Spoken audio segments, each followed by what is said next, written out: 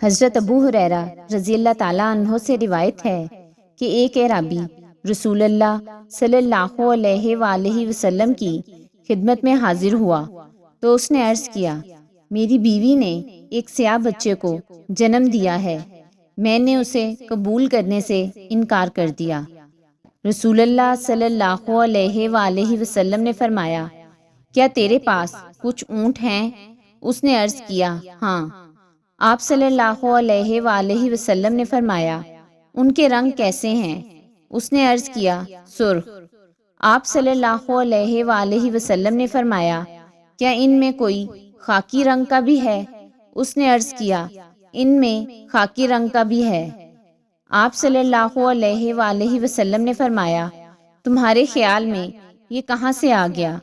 اس نے عرض کیا، پرانی رگ اسے لے آئی ہوگی۔ آپ صلی اللہ علیہ وآلہ وسلم نے فرمایا، ممکن ہے یہ بھی رگ ہو جو اسے لے آئی ہو، اور آپ نے اسے اس بچے سے انکار کی اجازت نہیں دی۔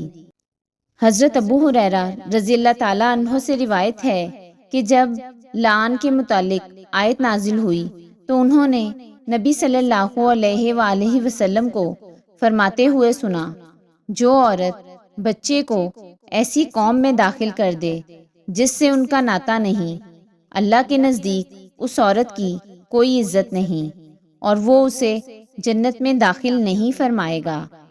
اور جو شخص اپنے بچے کا انکار کر دے حالانکہ اسے معلوم ہے کہ یہ بچہ اسی کا ہے، اللہ اس سے حجاب فرما لے گا اور اس کو تمام اول و آخر پوری مخلوق کے سامنے رسوا کر دے گا۔